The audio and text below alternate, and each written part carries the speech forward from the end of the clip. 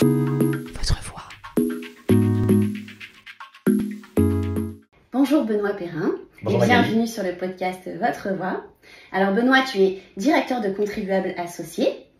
Et nous, on a l'occasion, ça fait depuis 1 an maintenant, on a eu l'occasion de partager de nombreux plateaux télé pour débattre de différents sujets, mais notamment du sujet essentiel qui est le budget de l'État et les économies potentielles.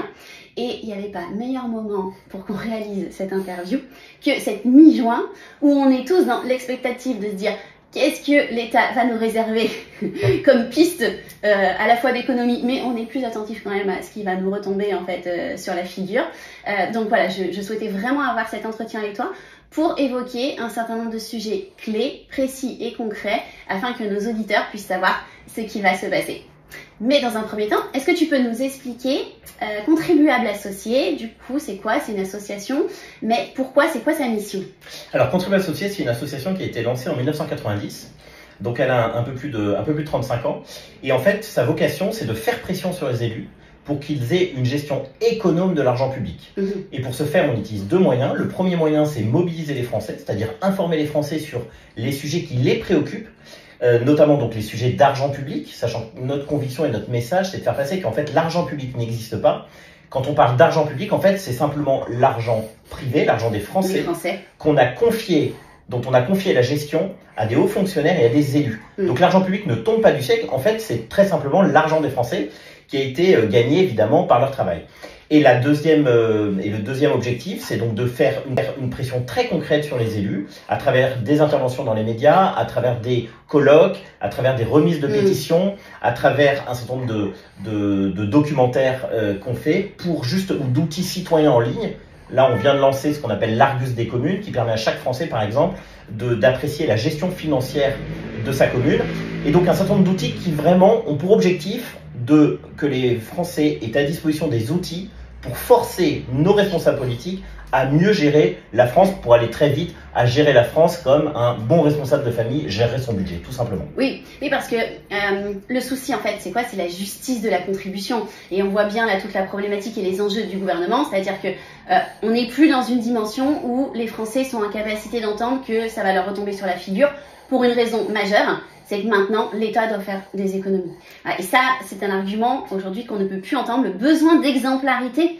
Est-ce que toi, par exemple, tu as pu justement sentir, au travers des différents rendez-vous que tu as eus via l'association, cette prise de conscience sur le besoin d'exemplarité de l'État pour pouvoir faire passer des messages aux citoyens?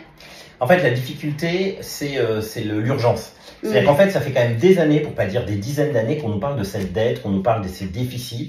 Et on voit ça finalement d'assez loin quand on est un Français, on dit ouais, bon, c'est de l'argent public, donc ça ne me concerne pas vraiment. Alors qu'on vient de le dire, si, c'est quand même l'argent des Français, notre argent.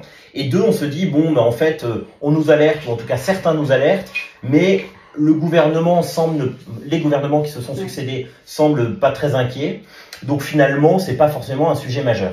Et là, on s'aperçoit depuis quelques mois que c'est vraiment un sujet majeur, c'est-à-dire qu'on voit que on a vraiment un mur en face de nous, mais la difficulté, c'est qu'en fait, on a du mal à savoir à quelle distance on est du mur. Et il est encore heureusement le temps de ne pas justement affronter ce mur, mais il faut évidemment prendre des mesures importantes. Pourquoi je vous parle de mur? Parce qu'en fait, très simplement, aujourd'hui, on est dans une situation tellement compliquée qu'on a de plus en plus de mal à emprunter sur les marchés financiers. Et la clé, c'est en fait de comprendre que l'État fonctionne exactement comme une famille. C'est-à-dire qu'à partir du moment où vous avez des dépenses qui sont plus importantes que vos recettes, qu'est-ce que vous faites? Vous allez voir la banque, vous faites un crédit à la consommation pour justement permettre de garder le même train de vie. Et bien l'État fait exactement pareil, c'est-à-dire que les dépenses étant supérieures de 10% à ses recettes, toutes les semaines, elle doit aller voir les marchés financiers pour emprunter de l'argent pour justement assurer son train de vie. Mais la différence, c'est que dans une famille, qu'est-ce qu'on fait quand on a des problèmes de dépenses? Et bien forcément, on les réduit parce qu'on ne peut pas augmenter nos revenus comme ça. Donc qu'est-ce qu'on fait en fait? On regarde quelles sont nos dépenses superfétatoires, nos pistes d'économie. Et le problème, c'est que l'État ne fait jamais ça. Le seul réflexe de l'État, c'est de dire voilà, j'ai un train de vie de temps, mais je veux surtout pas y toucher. Et donc du coup, je vais continuer soit à augmenter mes recettes en augmentant les impôts des Français, soit en continuant à aller emprunter sur les marchés financiers. Quand on parle d'emprunter sur les marchés financiers, on emprunte à peu près 300 milliards. 300 milliards, c'est donc 30 fois le budget de la justice qui est emprunté tous les ans sur les marchés financiers. Donc inutile de vous dire, c'est quelque chose vraiment de colossal. Et les marchés financiers, voyant en fait la mauvaise tenue des comptes bancaires, et de nos comptes financiers, ont tendance à augmenter les taux d'intérêt. Et quand vous augmentez les taux d'intérêt, comme dans une famille, on se retrouve de plus en plus étranglé en fait par notamment les charges de la dette, qui sont cette année de 60 milliards. 60 milliards, c'est donc 6 fois le budget de la justice. Donc autant d'argent qu'on ne consacre pas à l'innovation, à l'école, à des services publics qui sont, je crois, essentiels, comme la justice, comme la police, comme du manière générale la sécurité. Donc en fait, la question de la finance publique, c'est finalement assez simple, c'est à quoi doit servir l'argent des Français. Et aujourd'hui, on s'aperçoit que l'État a tellement dépensé un peu partout qu'au final, pour des missions essentielles comme celle de la sécurité, qui est, je crois, une des raisons principales du consentement à l'impôt dont tu parlais tout à l'heure, eh bien, les Français ont bien conscience qu'en fait, à force de saupoudrer, l'État, finalement, ne fait pas son boulot, quoi. Et je crois que ça exaspère les Français. Comme pour la santé. En fait. Et la santé, c'est le même sujet, même si sur la santé, là aussi, il y a des optimisations à faire. On le voit en ce moment, on essaie de trouver des économies. Parce que le problème de la santé, c'est qu'il n'y a pas de signal prix. On a fait croire aux Français qu'en fait, la santé est gratuite. Et d'ailleurs, quand tu vas à l'hôpital, quand tu vas aux urgences, on te présente jamais la facture de ce que tu vas coûter. Soins, bien Exactement. Un accouchement, pour donner une idée, c'est à peu près 3 000 euros. Quand tu vas aux urgences, c'est à peu près 300 euros. Bon, ça, on le sait jamais. Il n'y a pas de signal prix. Donc, ce qui fait qu'en fait, on a l'impression, c'est une espèce de pensée collective, qu'en fait, on peut toujours tirer sur la ficelle de la santé parce qu'en fait, il y aura toujours de l'argent parce qu'en fait, on ne sait pas combien ça coûte. Et on se retrouve exactement dans la situation suivante, c'est-à-dire, en gros, les Français n'ont pas toujours conscience qu'en fait, chaque service public coûte à tout le monde. Parce que ce qu'on oublie de répéter, c'est que tout le monde est contribuable. Il n'y a pas que les gens qui paient l'impôt sur le revenu. Parce que, typiquement, la TVA, comme tu le sais, la TVA, elle est payée par tout le monde. C'est le premier impôt en France. Ça permet de collecter plus de 200 milliards. Et tout le monde la paie, la TVA. Donc, tout le monde est contribuable, de l'adolescent jusqu'au retraité. En fait, on paie à longueur de temps des impôts. En France, on paie des impôts sur ce qu'on possède, sur ce qu'on achète, sur ce qu'on gagne, sur ce dont on hérite. Bref, tout au long de la vie, on paie des impôts. Donc, on doit, je crois, et c'est un message de Contribuables Associés, tous se préoccuper de l'argent public parce qu'en fait, on participe tous à mettre de l'argent dans la machine de l'État. Bien sûr. Et alors, un des sujets, effectivement, c'est que finalement, ces messages, ça fait, comme tu le rappelles, énormément de temps qu'ils sont rabâchés. Donc, un des sujets, c'est le courage politique d'aller sur les leviers qu'on va aborder tous les deux, qui sont nécessaires. Donc, ce manque de courage politique fait que finalement, on va aller se conforter sur plutôt là où c'est facile d'aller prendre l'argent plutôt que d'avoir le courage d'aller là où ça fait mal, là où il faut réformer en profondeur pour prendre de vraies décisions. Donc ça aussi, ça fait partie des attentes des Français. Jusqu'à présent, ça lissait, mais là on dit à un moment donné, stop. Quand est-ce que vous aurez le courage? Parce que le courage politique revient au cœur, que ce soit sur tous les sujets de société. Et puis, deuxièmement, l'urgence. Et on voit bien que finalement, l'argument des politiques, c'est de dire « Ah ouais, mais vous comprenez, parce que finalement, face à l'urgence, on ne peut pas aller dans les réformes de fond. » Alors que moi, c'est vraiment une idée que je défends depuis le départ. Et je me souviens quand Michel Barnier était arrivé en tant que Premier ministre, j'avais dit, mais c'est l'occasion aujourd'hui de tout remettre à plat parce que c'est vraiment ce que les Français attendent en fait. Les Français aujourd'hui sont plus en mesure de comprendre qu'il faut tout remettre à plat et de faire des sacrifices pour remettre à plat quelque chose qui va dans le bon sens plutôt que de continuer à être en fait aspergé, enfin pas aspergé mais aspiré dans la spirale infernale des impôts de contribution pour un système qui ne fonctionne plus. Non mais c'est très juste, tu vois, c'est un peu comme si l'État mangeait du gras depuis des années. Ça fait 50 ans qu'on mange du gras. Pourquoi je dis 50 ans? Parce que le dernier budget qui a été voté à l'équilibre, c'est à peu près il y a 50 ans. Donc en fait, l'État mange du gras depuis 50 ans. Et il y a un moment où l'État tombe malade. On ne sait pas quand. Tu peux tomber malade vraiment très rapidement ou longtemps après. Mais là, on sait que manger du gras, c'est mauvais pour la santé, qu'on va tomber malade. Et bien la France, c'est exactement la même situation. C'est-à-dire qu'on bouffe du gras depuis des années. On ne sait pas quand on va, entre guillemets, tomber. C'est-à-dire quand est-ce qu'on va être en cessation de paiement, quand on va avoir des problèmes pour emprunter l'argent. Et oui, ça fait aussi partie du problème. C'est-à-dire qu'on quelque part, on veut pas nous dire la vérité. Tu vois, on a l'épée de Damoclès de est-ce qu'on va arriver dans le même état que la Grèce ou pas, tu vois. Alors t'as ceux qui vont dire ah non mais vous inquiétez pas. Mais en vrai, on est quand même dans la bonne direction pour suivre le même chemin. En fait, c'est ça la difficulté aussi, c'est qu'on nous, effectivement, on nous ment depuis des années. Nos responsables politiques nous disent en gros, vous inquiétez pas, dormez bonnes gens, on n'a pas de problème financier. Sauf que là, comme on l'a dit tout à l'heure, les marchés commencent à se tendre et plus, plus on perd du temps, plus la cure sera radicale. Et en fait, c'est comme la maladie, c'est pour ça que je parlais du gras tout à l'heure. C'est-à-dire que si tu prends la maladie à temps, tu peux prendre un traitement qui est relativement doux, peut-être un peu long. Là, il s'agit de très concrètement, mais exactement.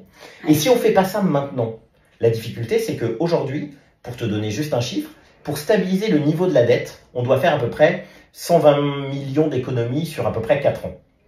Donc, ce qui fait à peu près 30 millions par an pendant 4 ans. Donc, pendant 4 ans, ça risque d'être un peu dur parce qu'effectivement, on doit trouver beaucoup d'économies.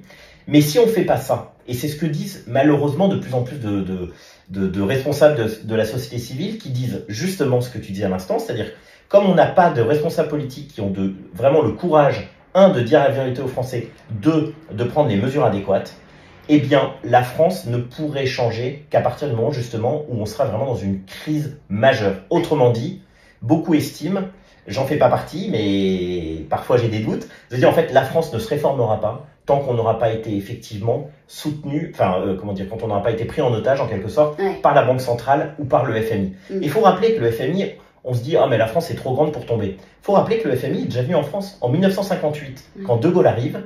Qu'est-ce qui se passe? Eh bien en fait, il a du mal justement à emprunter de l'argent. Du coup, il se tourne vers le FMI, il demande un prêt au FMI et le FMI lui dit bon, très bien, on vous prête de l'argent à une condition, c'est que justement vous mettiez de l'ordre dans vos finances publiques.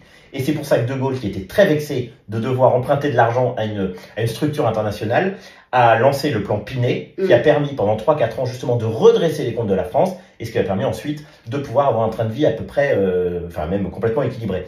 Mais il ne faut pas oublier qu'effectivement, le FMI est pas si loin. C'est une menace, évidemment, dont on entend parler depuis longtemps, c'est vrai. Sauf que là, on est arrivé à un taux où le FMI peut se tourner vers, ou plutôt nous, on peut se tourner vers le FMI un jour, parce que les marchés risquent de s'emballer avec des taux d'intérêt trop importants, et du coup, on ne pourra plus trouver cet argent aujourd'hui indispensable pour assurer notre train de vie. Et donc, du coup, rien n'est impossible. Il ne faut pas se dire, on est la France, du coup, il ne peut rien nous arriver, c'est pas vrai. C'est ce qu'on nous dit en disant, ne vous inquiétez pas, les pays, le FMI, ils ont confiance en la France. La France représente encore quelque chose. Mais non, en fait, nous, on a des indicateurs sur le terrain. Moi, en tant que chef d'entreprise, je vois bien autour de moi les TPE, PME, et les gens, en fait, voient bien que on est en train de mettre en place un espèce de système, un dispositif permanent pour aller chercher l'argent partout. Donc, il y a un étouffement supplémentaire parce que, l'URSSAF tombe en fait à tous les coins de rue pour n'importe quoi, pour aller récupérer toutes les sommes qu'il peut récupérer. Les impôts, n'en parlons pas. Donc c'est multi-charges, multi-canaux, mais uniquement concentrés sur les gens qui créent de la valeur et qui créent de la richesse. Et donc on étouffe cette valeur et cette richesse. Et à côté de ça, on continue à dépenser. Et moi, je fais partie de ces gens qui, au fil des discussions, considèrent vraiment, et je vois bien comment ça se passe au niveau des entreprises, puisque l'État peut venir directement prendre sur ton compte bancaire, et quel que soit le compte bancaire aussi, on n'a plus la sécurité de notre argent en France dans les banques. Ça fait partie d'un sujet pour moi extrêmement important, et personne n'en parle. Personne n'ose parler de ça au niveau du gouvernement, mais c'est un sujet, et ceux qui le vivent au quotidien ont bien compris. Et quand on parle d'exil fiscal, ce n'est pas uniquement un exil pour aller ne pas payer trop d'impôts, c'est un exil de confiance en se disant attention, dans les modalités pratiquées aujourd'hui par la France, il n'y a plus de considération de l'entrepreneur ou du particulier, et donc il y a cette défiance permanente qui pousse les gens à aller chercher un pays plus confortable et plus rassurant, ne serait-ce qu'en termes de dépôt de liquidité, quoi. Alors c'est très juste, 2 points. Le premier point, c'est que si aujourd'hui on arrive à emprunter à des taux qui ont largement augmenté quand même ces derniers mois, mais à des taux, on va dire en quelque sorte raisonnables, c'est pour 2 raisons. La première raison, c'est parce que nos créanciers savent que les services publics en France ne fonctionnent pas, mais s'il y en a un qui fonctionne, c'est bien celui des impôts. Tu viens d'en parler. Donc, il y a une espèce de capacité à recouvrer l'impôt qui est très forte. Premier élément. Deuxième élément, c'est que nos créanciers regardent justement nos comptes en banque particuliers. Pourquoi je te dis ça? Parce qu'en gros, la dette de la France, c'est à peu près 3300 milliards. D'un côté. De l'autre côté, l'épargne des Français, l'épargne financière des Français, c'est-à-dire ce qu'on a tous sur nos livrets A, nos assurances vie, nos comptes courants, on est à peu près à 6 milliards, tu vois, 6 milliards 400 exactement. Donc c'est quasiment, je dis bien quasiment, le double de la dette. Et c'est ça qui est assez aussi inquiétant, c'est que nos créanciers se disent, bon, au pire du pire, si jamais l'État français doit aller chercher de l'argent, eh bien, il est en mesure, alors après, il y a plein d'outils juridiques, il y a plein d'obstacles quand même, mais dans l'absolu, on sait que les Français ont une énorme épargne financière. Le peuple français est un peuple qui épargne beaucoup. À peu près 17% de ses revenus sont épargnés. Et donc, du coup, nos créanciers se disent, bah voilà, en fait, il y a un gros bas de laine. Et si jamais il y a un problème, eh ben, le gouvernement, et c'est ce que font les gouvernements, tu l'as dit tout à l'heure depuis des années, les gouvernements se disent toujours, voilà, on a un problème financier, on a une espèce de cockpit dans lequel il y a plein de boutons, et ben on n'en utilise qu'un seul, c'est le bouton impôt. Et là, ce qui est en train de se jouer en ce moment, pour le budget 2026, c'est exactement ça. On nous a promis un effort budgétaire de 40 milliards.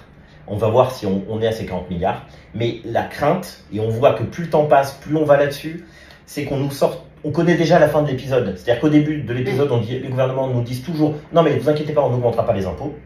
Ensuite, c'est finalement, on n'augmentera pas les impôts pour tout le monde. Sous-entendu, on va l'augmenter pour certains. Et on va faire beaucoup d'économies. Et au final, on ne fait jamais d'économies. Pour le budget 2025, là, le budget d'aujourd'hui, l'effort budgétaire était d'à peu près 30 milliards. Sur ces 30 milliards, tiens-toi bien, c'est 90% d'augmentation d'impôts. Alors qu'on nous avait dit déjà en 2025, ne vous inquiétez pas, on fera des économies. Et là, pour le budget de l'année prochaine, on est exactement dans ce scénario-là, où en fait on voit que le gouvernement est en train de voir finalement où est-ce qu'il peut faire la poche des Français. Voilà, les poches des Français. Et malheureusement, les réformes de structure, les réformes de fond, les réformes qui permettent en quelque sorte de redresser les finances d'un pays, finalement les mesures qu'ont prises en fait beaucoup de pays européens. Bien sûr. Parce qu'il faut le rappeler, il y a beaucoup de pays européens, ils étaient au pied du mur. Ils étaient au pied du mur, ils ont fait des réformes, et donc aujourd'hui ils vont mieux. Et ce qui change aussi par rapport à il y a ne serait-ce que 5 ans, c'est qu'aujourd'hui on est le bonnet d'âne de l'Union européenne. C'est-à-dire qu'on a eu le déficit le plus important, on a la dette, on est 3e sur le podium de la dette, et on voit qu'en fait nos voisins se sont organisés pour justement dépenser moins. Et on est les seuls à avoir continué à dépenser de plus en plus. Pourquoi je te dis ça? Parce que chaque année qui passe, contrairement à ce que nos responsables politiques nous disent, la dépense publique augmente. Bien sûr. En gros, entre 40 et 50 milliards tous les ans. Oui, parce que là, ils ont sorti en plus un chiffre sur le nombre de fonctionnaires ahurissant. Incroyable. Alors ça aussi, augmentation de la masse salariale en 2023, en l'occurrence, ou 2024, pardon, quasiment 7% d'augmentation. Je veux dire, quand les Français voient ça, ils disent quoi? Ils disent ouais, mais attends, mais ça passe pas. C'est pas juste. On peut pas nous demander de faire des efforts si l'État fait pas d'efforts, si les collectivités locales font pas d'efforts, parce qu'il faut rappeler que les collectivités locales pèsent lourd dans le budget global de la sphère publique. Et troisièmement, si on va pas chercher les fraudeurs, parce que les Français, d'une manière générale, sont travailleurs, évidemment. Mais c'est difficile de nous demander des efforts individuellement. On travaille tous les deux dans le privé. Si on n'a pas la conviction que ce soit la fraude sociale ou la fraude fiscale n'est pas pourchassée. Qu'il y ait une notion d'égalité. Exactement. Et qu'en fait, il y a une espèce d'égalité. Et pourquoi les gens ont de plus de mal à payer leurs impôts, je crois, c'est pour 2 raisons. 1, parce qu'ils voient bien que les services publics essentiels ne sont pas couverts. Et 2, parce qu'ils sentent vraiment des injustices. Et les injustices, c'est typiquement, effectivement, par exemple, un certain nombre de disparités qu'il y a entre, par exemple, ceux qui travaillent dans le privé et ceux qui travaillent dans la fonction publique. Ceux qui ne travaillent pas et ceux qui travaillent, parce qu'on voit bien qu'aujourd'hui, c'est une problématique qui commence à monter. Bien sûr. C'est-à-dire qu'on voit bien que le fameux travail ne paie pas. Ne paie pas. Un chiffre tout bête, aujourd'hui, quand tu coûtes 100 à ton employeur, le salarié n'en touche que 50. Ouais. Dans les années, à la fin des années 70, début des années 80, quand le salarié coûtait 100 à son employeur, il en percevait dans sa poche 70. Qu'est-ce qui s'est passé entre-temps? Les charges sociales et les charges patronales ont explosé. Et pourquoi les charges sociales et patronales ont explosé? Parce qu'en fait, on a mis en place une espèce d'état nounou qui gère un peu tout et qui, du coup, a besoin de plus en plus d'argent pour justement en distribuer de plus en plus. Et là, il y a un chiffre clé qu'on rappelle jamais, c'est le nombre de gens qui bossent en France. C'est-à-dire qui ont vraiment un emploi, que ce soit fonctionnaires ou qui sont dans le privé et qui travaillent. C'est 28,5 millions.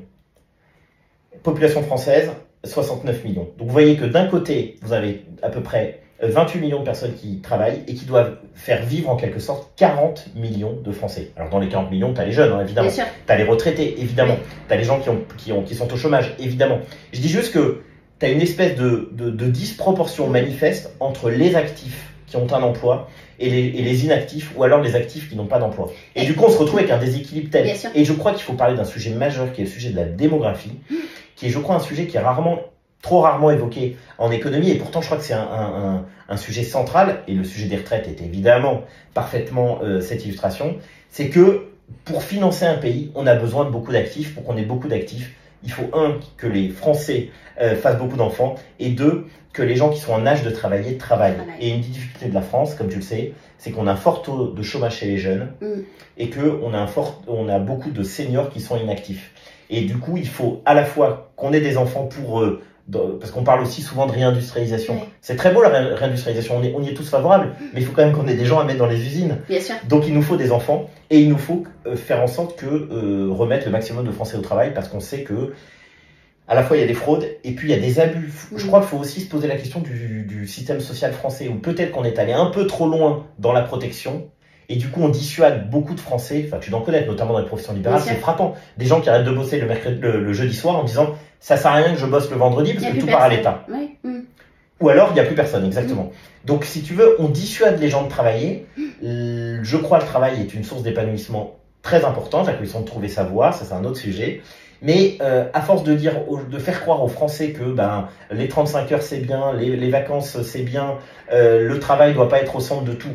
Il y a évidemment qu'il y a de la mesure, peut-être qu'on est allé trop loin. Enfin, c'est sûr que je viens de terminer le bouquin Germinal. C'est sûr que quand tu lis Germinal, tu te dis que le travail, pour le coup, est horrible. Là, c'est évident. Sauf que la société française et occidentale ayant fait beaucoup de progrès, on n'est plus dans la situation de Germinal. Ou en tout cas, il y a beaucoup de Français qui ne sont plus dans cette situation de Germinal. Et donc, du coup, il faut faire une espèce de réveil collectif en disant il faut absolument qu'on produise davantage. Si on produit davantage collectivement, on pourra justement maintenir un système social. Ouais. Si on arrête de bosser, c'est tout qui va tomber. Et là, vraiment, on n'aura plus de système social du tout, que ce soit le chômage, que ce soit les retraites, que ce soit l'assurance maladie, qui sont financées en grande partie par les cotisations, donc par le travail. Eh bien, si on manque de travail, eh ben, on manquera d'argent pour financer notre système social. Donc, en fait, c'est une responsabilité collective. Et tu as totalement, du coup, fait le lien sur ce qu'on allait évoquer, c'est-à-dire les différentes pistes et les leviers essentiels, selon toi, au regard de l'analyse. Et on en revient à, il y a des pistes qui existent, maintenant, c'est a-t-on le courage politique de les évoquer et de trouver des solutions. Et notamment, un des leviers, et tu as commencé à en parler, c'est celui de la retraite, avec le fameux sujet de la retraite par capitalisation. Parce que ça, on voit bien que on est légèrement en train de changer dans le discours. On a de plus en plus de députés à l'Assemblée qui commencent à en parler. C'est nouveau. Hein. Ça n'arrivait pas jusqu'à présent. Mais maintenant, combien de temps ça va mettre pour que, entre le moment où on commence à évoquer le sujet et le moment où on dit notre système de répartition n'est plus viable parce que c'est l'état des lieux, et en plus on le voit bien parce que, enfin je veux dire, toi et moi quand on discute avec plein de gens, tout de suite la capitalisation ça fait peur, mais en vrai combien de gens pratiquent déjà la capitalisation à titre individuel? Mais parce que on a tous compris à un moment donné, mais depuis longtemps, que de toute façon ça pourrait pas fonctionner. Donc enfin, je veux dire, il y a encore effectivement une partie de la population qui continue à croire, mais si on regarde concrètement comment on vit depuis 15 ans, eh bien, mathématique, hein. On n'a pas d'autre option que de se dire ah ouais, je vais quand même sécuriser parce que je sais pas en fait si je vais toucher ma retraite. Donc ça, c'est un sujet. Donc aujourd'hui, un des leviers, c'est la retraite par capitalisation. Est-ce que tu peux juste effectivement nous faire un élément comparatif entre la répartition, la capitalisation, et concrètement, qu'est-ce que ça implique aujourd'hui pour les citoyens français? Alors d'abord, juste le tableau très rapide sur la retraite. Deux éléments dont on parle, je crois pas assez. Le premier élément, c'est que aujourd'hui, les cotisations sociales, donc le travail, financent à 2/3 les pensions de retraite. Donc autrement dit, déjà 1/3 de ce que nos retraités touchent, ça vient soit de l'impôt, soit de subventions d'État. Donc je veux dire, le système, il est déjà mort, tu vois. Bien sûr. Parce que ça suffit pas. Mathématiquement. Mais voilà, et c'est le deuxième élément. Pourquoi? Parce que le système des retraites est basé sur justement la démographie. Quand il a été bâti, tu avais 5 actifs pour un retraité. Aujourd'hui, tu as un actif, 7 pour un retraité. Donc d'ici à peu près 2050, on sera quasiment à un actif pour un retraité. Donc c'est un sac à dos qui est trop lourd à porter pour ceux qui travaillent. Bien sûr. Et d'ailleurs, on voit sur les réseaux sociaux, c'est de plus en plus frappant, une espèce de guerre intergénérationnelle qui commence à poindre en disant de plus en plus d'actifs qui disent attendez, nous on est extrêmement taxés. C'est-à-dire qu'on a une grosse partie de notre salaire qui part en cotisation retraite. C'est vrai, hein, on est entre quand même 28 et 30%. Bien sûr. Le taux de cotisation retraite, c'est énorme. Pour des retraites qui permettent de financer, voilà, qui permettent de financer les retraites actuelles exactement. Mais nous, on cotise en quelque sorte. C'est de la fausse cotisation.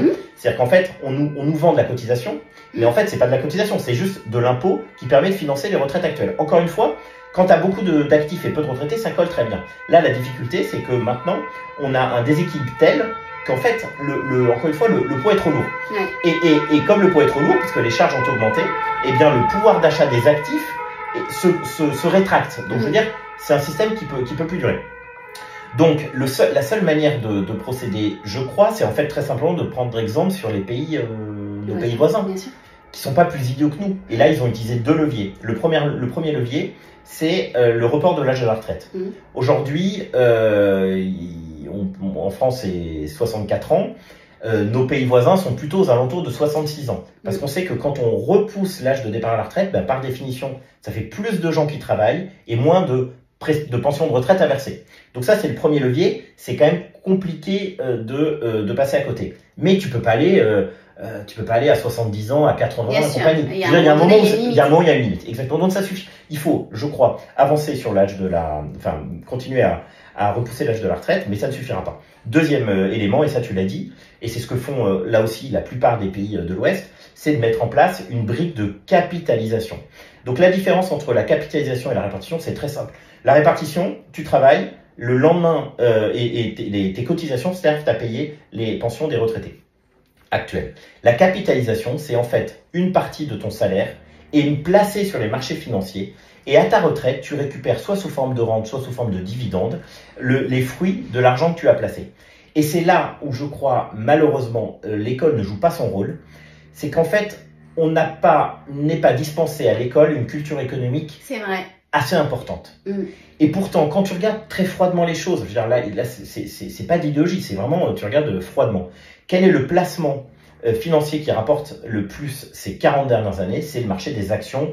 Tu es entre 6 et 8% par an. Donc, je veux dire, c'est rentable. Alors, évidemment, à court terme, tu peux avoir une chute, évidemment. Mais à long terme, c'est ce qui permet quand même de s'enrichir considérablement. Donc, le fait de mettre une partie de l'argent des Français pour qu'ils cotisent pour eux-mêmes, pour ensuite toucher cet argent 30 ou 40 ans après, t'as une juste rétribution. Là, c'est de la cotisation. Parce que là, pour le coup, tu cotises. Et en plus, c'est rentable, puisqu'encore une fois, ça permet de générer de l'argent. Et ça permet tellement de générer de l'argent qu'une partie de la fonction publique a recours à ces dispositifs. Par 2 dispositifs, le préfonds et les RAF. Et tu as notamment des institutions comme la Banque de France ou comme le Sénat qui s'autofinancent parce que justement, ils ont mis en place un système de capitalisation. Les pharmaciens, ils se sont dit, bon, bah, on est pareil, on va avoir beaucoup de gens qui vont partir à la retraite et de moins en moins d'actifs. Qu'est-ce qu'on fait? Il faut absolument qu'on dégage une partie de nos cotisations pour qu'on les place de manière individuelle. Et aujourd'hui, tu as à peu près 50-50. C'est-à-dire 50%, ça vient de la répartition.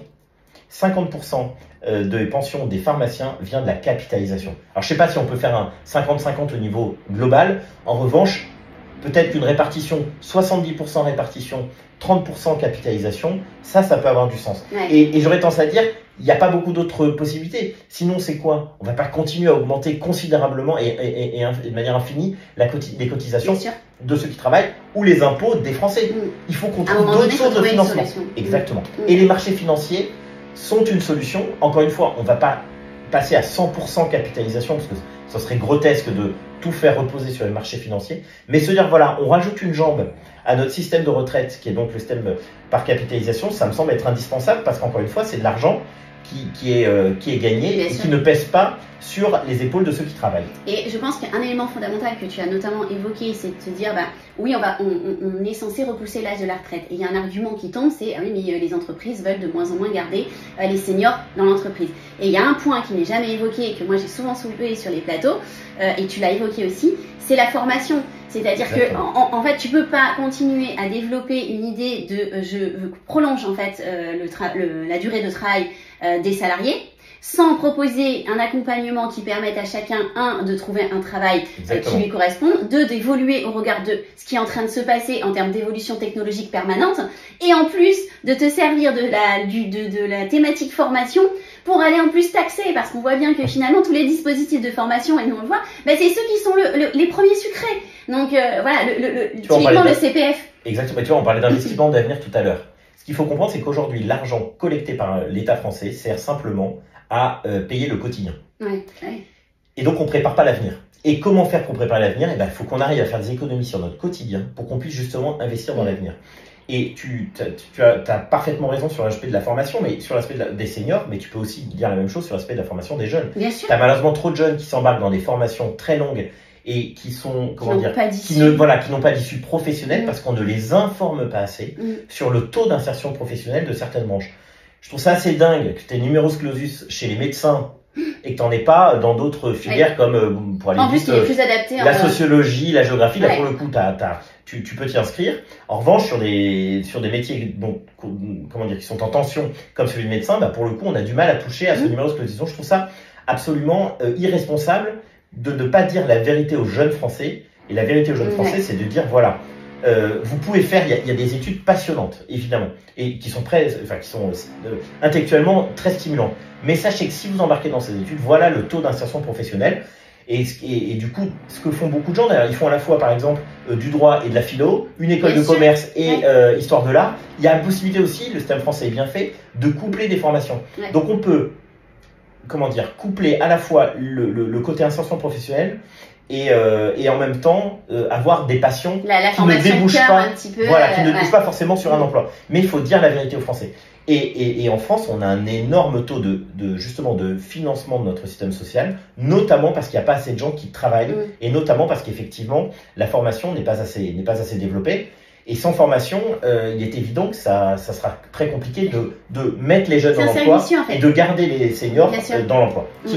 Et c'est vraiment un sujet central, le taux d'emploi des Français.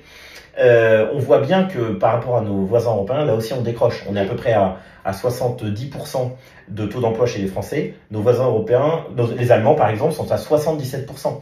Donc si tu arrives à remettre plus de Français au travail, notre système social pourra justement voir rebaisser la pression sur les gens qui aujourd'hui ont un emploi et encore une fois, qui paient énormement de charges. Je t'invite à regarder des fiches de salariés, c'est incroyable. Contribuable associé, je me suis amusé à regarder l'autre jour la fiche d'un de mes collaborateurs qui est cadre. Tiens-toi bien, il y a 32 lignes de cotisation sur un bulletin de salaire. Personne n'y comprend plus rien. Et en fait, entre le super brut, c'est-à-dire ce que le salarié coûte à l'entreprise et ce qu'il touche, on l'a vu tout à l'heure, c'est à peu près 50% de ce qu'il coûte à son employeur. Ça fait mal au cœur de dire que c'est difficile d'augmenter quelqu'un parce qu'effectivement, ça va coûter tellement cher que ça dissuade. Il faut se mettre à la place justement des employeurs. Et c'est aussi vrai, encore plus vrai pour les professions libérales qui sont extrêmement taxées. On voit bien que les gens se disent à quoi ça sert de bosser? Parce que ça part à l'impôt, ça part en impôt. Et en plus, comme on n'a pas la conviction que l'État dépense bien notre argent, finalement, pourquoi se mettre à bosser? C'est clair. Alors, il faut un système de ressentiment, je crois, entre les gens qui bossent et les gens qui... Oui, et là on est à saturation. Voilà, qui travaillent pas, très simplement. Et y compris parfois, alors évidemment, quand tu es en plein milieu de la Creuse, c'est dur de trouver un emploi, c'est certain. Mais on voit notamment en Ile-de-France, tu vois, le taux de chômage des cadres, c'est entre 1 et 3%. Donc je veux dire, on peut pas dire qu'il y a une vraie crise de l'emploi. Tu parles à des restaurateurs, tu parles à des... J'étais l'autre jour en province, un restaurateur qui me dit, en gros, maintenant, je suis obligé de fermer le samedi. Oui. Avant, c'est parce que j'avais pas de clients. Maintenant, c'est parce que j'ai pas de serveur.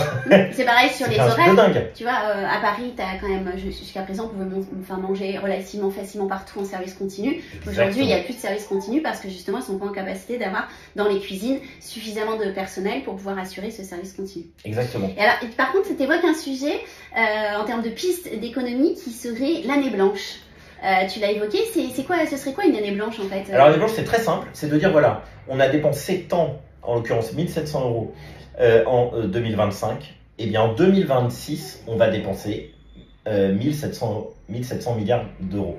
Donc autrement dit, on dépense exactement d'une année sur l'autre le même montant. Même si tu as eu de l'inflation, on n'en tient pas compte, on se dit voilà, on gèle en fait la dépense publique. Oui, donc, tu gèles tout ce qui est, tout ce qu'on revalorise par rapport à l'inflation chaque année. Et en fait, exactement, c'est ce que j'allais dire, c'est-à-dire qu'en fait, dans les dépenses de l'État, il faut comprendre qu'il y a des dépenses qui sont presque mécaniques, notamment un certain nombre de prestations sociales, typiquement le RSA, typiquement des allocations diverses et variées, qui sont indexées sur l'inflation.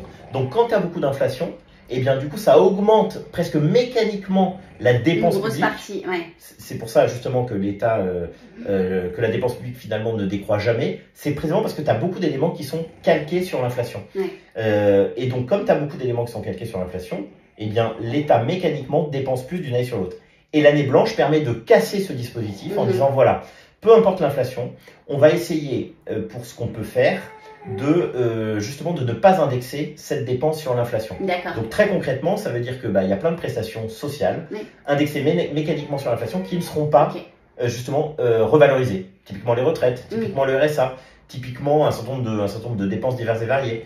On va bloquer l'avancement automatique des fonctionnaires. Parce que, comme tu le sais, beaucoup de fonctionnaires, même tous les fonctionnaires ont un avancement quasi automatique sur l'ancienneté. Bon, là aussi, on casse le mécanisme et on dit, non, tu gagnais 2000 cette année, tu gagneras 2000 l'année prochaine. Idem sur les budgets de l'État, où tu dis, voilà, traditionnellement, on demande tel ou tel budget, et là, on gèle tous les budgets.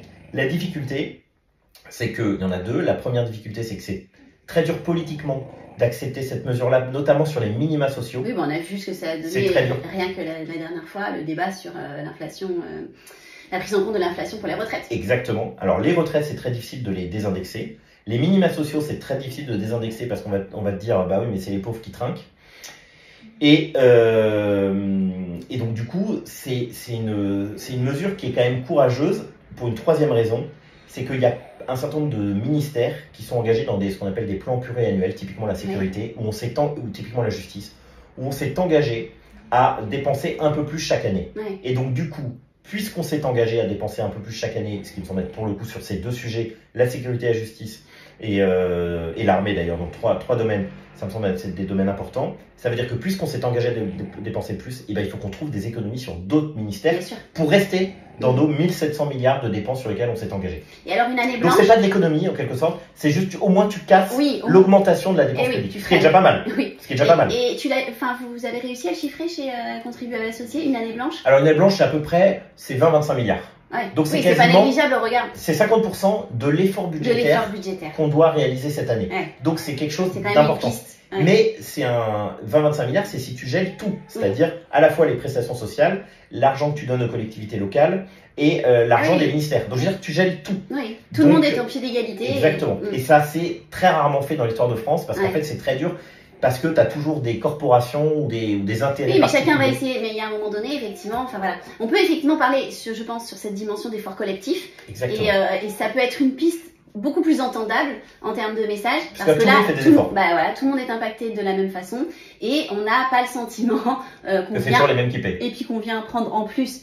C'est juste que tu gagnes en moins. Ouais, c'est ça, exactement. Et c'est important finalement dans le message. C'est exactement ça. Non, c'est fondamental. L'année blanche est, je crois, effectivement un bon dispositif. Surtout dans un pays qui continue, faut toujours rappeler, 58%, 58%, voilà, 58% de la dépense, l'équivalent de 58% du PIB par an en dépenses publiques, c'est absolument énorme. On est champion du monde et on est champion du monde pour une raison, et tu l'as évoqué tout à l'heure, c'est la lâcheté des politiques.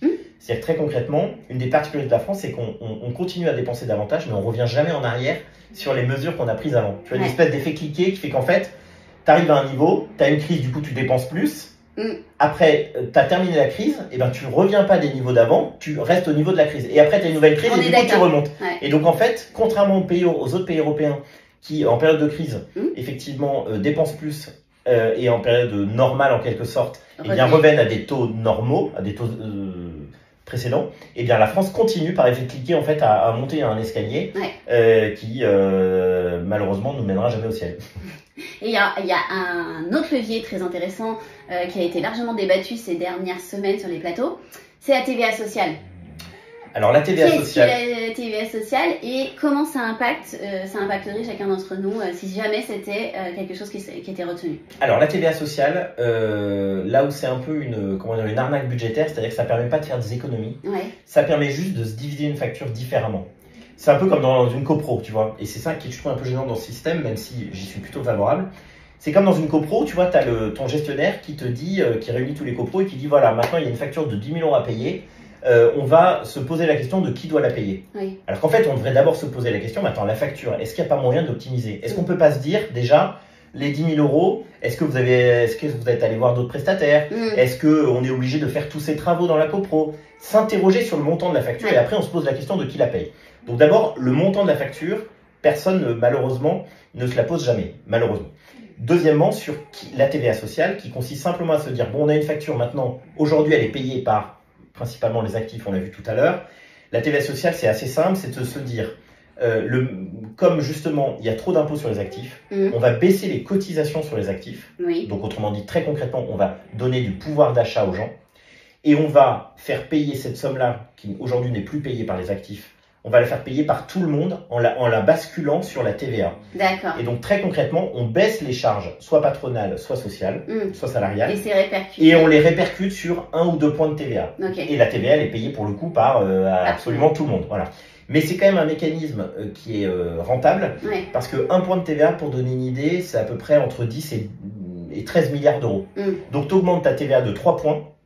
Tu vois, tu as déjà quasiment 30 milliards ou 39 milliards de gagnés. Tu es quasiment à tes 40 milliards d'efforts budgétaires que doit faire la France cette année pour rester à peu près dans des clous de déficit. Donc la TVA, c'est quelque chose qui est très sensible parce que tout le monde la paye. Mais en même temps, si tu es riche, tu payes aussi beaucoup de TVA parce que tu achètes des produits chers. Et comme c'est un pourcentage de ce que tu achètes, et ben, l'argument consiste à dire que la TVA est injuste. Je suis pas d'accord avec ça. Parce qu'en fait, le riche, eh ben, il achète des produits chers, donc il paie beaucoup de TVA. Celui qui a moins de moyens, il achète des produits moins chers et du coup, il paie moins de TVA. Donc, c'est 20% dans les deux cas. En revanche, dans un cas, c'est beaucoup d'argent. Dans le second cas, c'est moins d'argent. Voilà. Ok.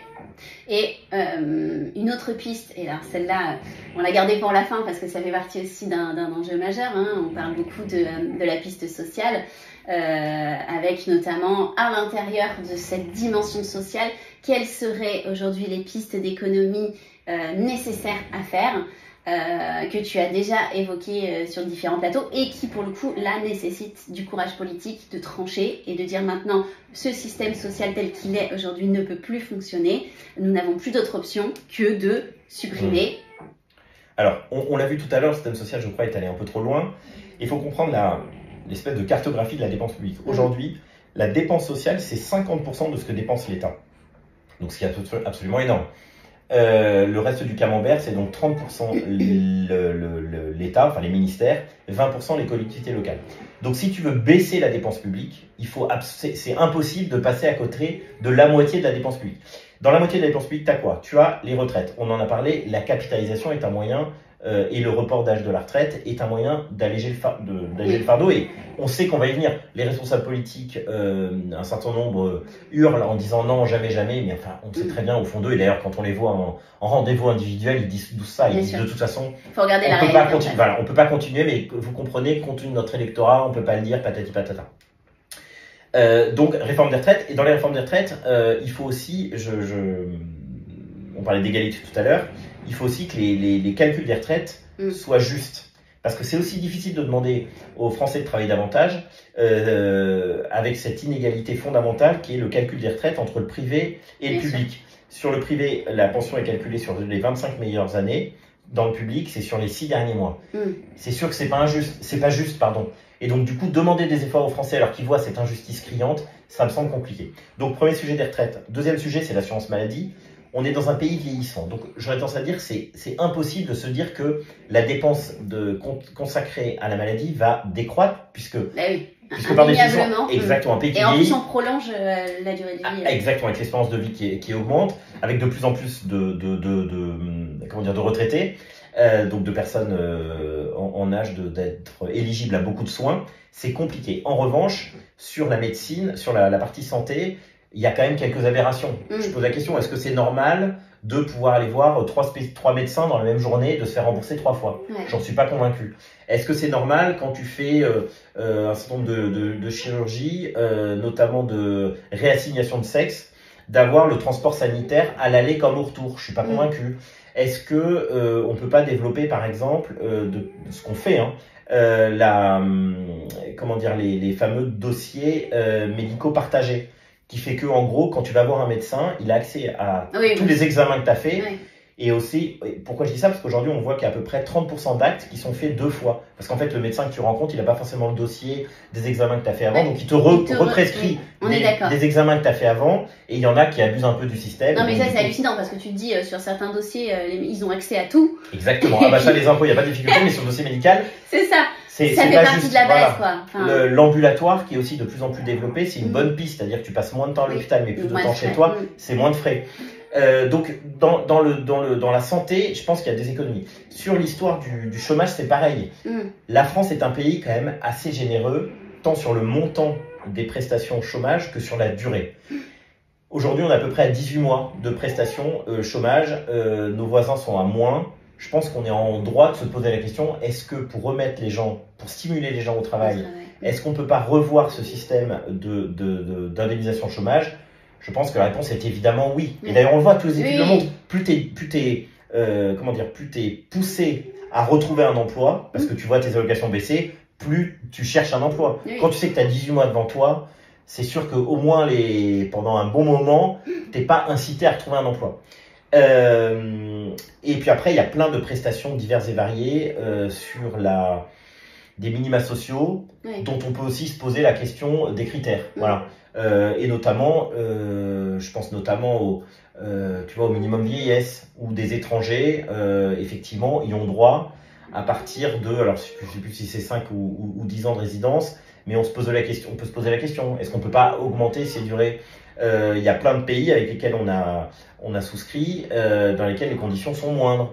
Est-ce que le RSA, effectivement, doit être attribué entre guillemets si facilement? Alors là, on a resserré quand même ces derniers mois, puisque maintenant on a obligé ceux qui sont au RSA à chercher un emploi, ce qui n'était pas le cas avant. Oui, et puis à faire leurs heures. Et à faire les fameux 20 heures d'activité exactement par semaine, ça me semble être logique. Bref, il faut remettre la France au travail. Il n'y a que par le travail qu'on peut financer le système social. Et puis il y a aussi le fait si les Français qui travaillent dur ont le sentiment que ceux qui sont dans la difficulté, mais vraiment sont aidés, et donc il n'y a pas d'abus ou pas de fraude, et ben je pense qu'on se remettra tous à travailler de manière déterminée et volontariste. Et puis en intelligence collective. Exactement, parce que la solidarité, c'est vraiment aider ceux qui sont vraiment dans le besoin. Je pense que tout le monde est d'accord pour aider vraiment les gens qui sont dans le besoin. Mais on est allé tellement loin qu'aujourd'hui, ceux qui travaillent ont l'impression qu'il y en a qui abusent. Voilà. Et puis finalement, on fait passer le message que les Français sont devenus hyper égoïstes, qu'ils pensent qu'à eux, et qu'il y a cette barrière entre les riches et les pauvres. Alors qu'on est le pays le plus généreux du monde. C'est une notion de justice, en fait, à intégrer. Et tu as même des stats très intéressantes sur le taux de redistribution. C'est-à-dire qu'en gros, si tu comptes tous les impôts, si tu comptes simplement ceux qui gagnent, les 10% qui gagnent le plus, les 10% qui gagnent le moins, tu as à peu près x18, ce qui est énorme. Et après, notre système français de redistribution, tu n'es plus qu'à x3. Donc dire que la France est un pays qui est ultra libéral, c'est grotesque. Parce que tout le monde participe à la générosité. Sauf que la générosité, par définition, elle a des limites. La générosité sans limite, eh ben ça a une fin. C'est-à-dire que les gens sont un peu exaspérés de ce système. Ils ont l'impression d'être utilisés. Je veux dire, on l'a au quotidien. Avec comme prétexte de bons sentiments, en disant ouais, mais c'est de la solidarité. Non, mais la solidarité, elle a des limites. Mais la vie a des limites. Je veux dire, il y a des limites à tout. Et faire croire que, l'argent tombe du ciel sans limite, c'est faux. Dire que les Français sont prêts à payer sans limite, c'est complètement faux. Qu'il n'y a pas de fraude, c'est faux. Qu'il n'y a pas de gens qui abusent, c'est faux. Il faut une authentique justice. Et l'authentique justice, c'est, je crois, quand les gens ont le sentiment de travailler et d'aider le voisin ou le prochain qui est vraiment dans la difficulté. Pas de financer un système dans lequel, en fait, on ne sait même plus à quoi sert son argent. Parce que là, sans exemplarité. Et sans exemplarité, exactement. Et ça, c'est aussi quelque chose auquel on tient à contribuer associé, c'est-à-dire que tu as les réformes de fond dont on vient de parler sur la sphère sociale, mais tu as aussi l'exemplarité. Typiquement, je te prends un exemple tout bête, quand on voit le budget de l'Élysée augmenter, quand on voit le budget de l'Assemblée nationale augmenter, quand tu vois des fameux comités Théodule qui se réunissent, quand on voit des agences d'État qui ont beaucoup d'argent. Bon, tu peux te dire, on peut quand même renier, si tu veux, une partie des dépenses. Ça fera pas baisser beaucoup la dépense publique. C'est symbolique. Mais c'est symbolique. Mais c'est pareil.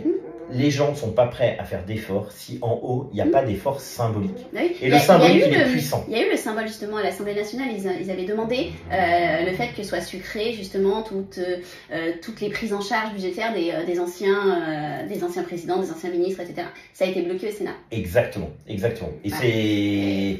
C'est vrai qu'on peut se poser la question, quand on a des anciens premiers ministres qui ont une activité professionnelle oui. et qui continuent à bénéficier d'à peu près 200 000 euros de dépenses publiques par an, parce qu'ils ont un chauffeur, ils ont un secrétaire, ils ont une voiture, ils ont donc du coup des frais de déplacement, on est en droit de se poser la question. Est-ce vraiment utile? Voilà. Est-ce vraiment utile?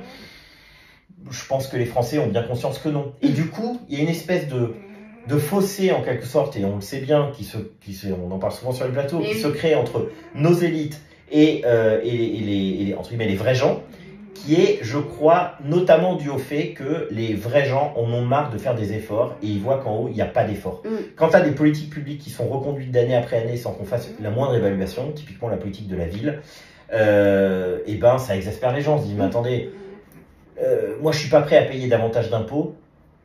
Pour qu'il soit gaspillé. Pour qu'il soit gaspillé. Ça tombe dans une espèce de tonneau des Danaïdes, avec des trous partout, donc on sait que ça sert à rien. Il n'y a pas de retour. Il n'y a pas de retour. Et ça exaspère les gens. Donc le jour où il y a des efforts symboliques qui sont pris par nos dirigeants, à ce moment-là, on pourra aller voir les Français en leur disant... Ils auront l'écoute attentive, moi c'est ce que je dis, à un moment donné, cette exemplarité, elle sert à faire quoi?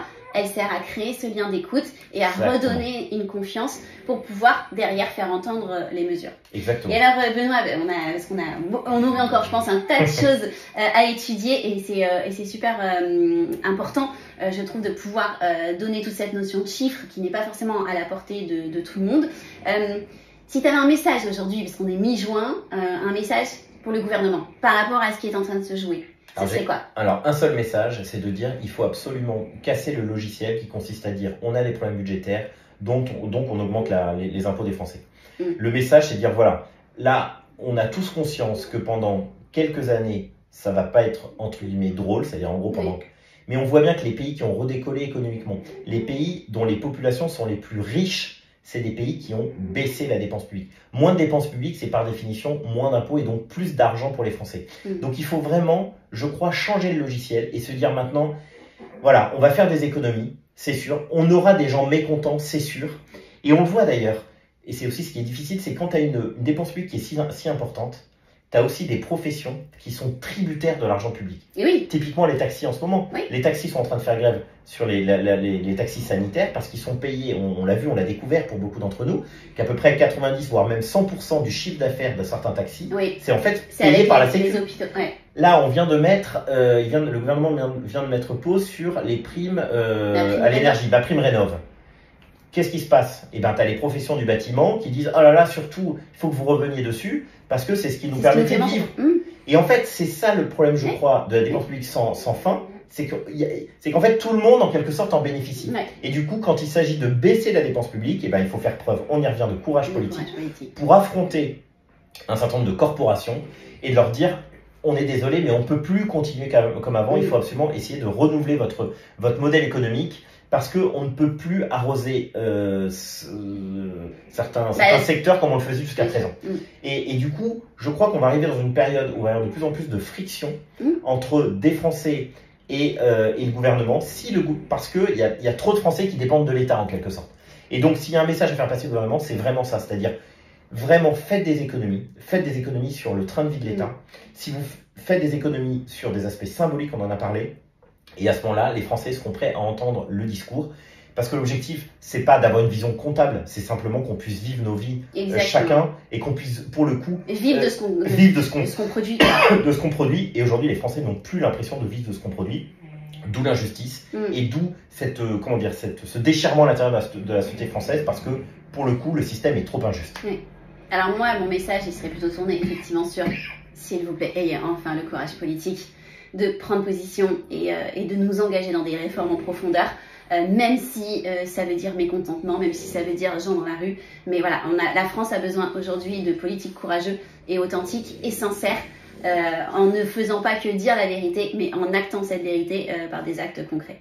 En tout cas, merci beaucoup Benoît. Merci, moi j'invite les auditeurs du coup à s'abonner. Parce que vous avez une newsletter à contribuables associés qui informe les citoyens français effectivement de ce que vous défendez, des alertes, etc. Donc moi j'invite les auditeurs à s'abonner à la newsletter pour pouvoir vous suivre. Il y a aussi des contributions parce que forcément c'est une association. Ah, voilà, c'est vrai qu'on est une association, on n'a pas de dons. Ouais. De public, on n'a pas de subvention publique, on n'a que des dons privés, que de petits donateurs. Nous, on est une association très populaire. On n'a pas de grandes fortunes qui nous soutiennent. On a des dizaines de milliers de donateurs qui sont très concrètement l'homme de la rue. Hein. Ouais. Nous, on défend l'homme de la rue qui en a marre effectivement de voir son argent gaspillé. C'est une façon de porter la voix du citoyen, Exactement. de l'homme de la rue auprès des institutions pour que ça puisse changer. Exactement. Et les institutions ne nous reçoivent que pour une raison, c'est parce qu'on représente beaucoup de contribuables. Et donc plus on est nombreux, plus on pourra peser auprès des décideurs. Bon c'est chouette. En tout cas, voilà, j'espère que vous aurez apprécié cet épisode. N'hésitez pas à nous poser plein de questions et surtout à le rediffuser autour de vous parce que comme vous l'avez compris, c'est un sujet qui nous touche tous. Et encore une fois, merci beaucoup Benoît et n'hésitez pas aussi à nous retrouver et à retrouver Benoît sur l'ensemble des plateaux parce qu'en ce moment il en fait beaucoup pour débattre des sujets d'actualité dans l'attente de ce qui va nous tomber dessus d'ici quelques semaines. Merci encore Benoît.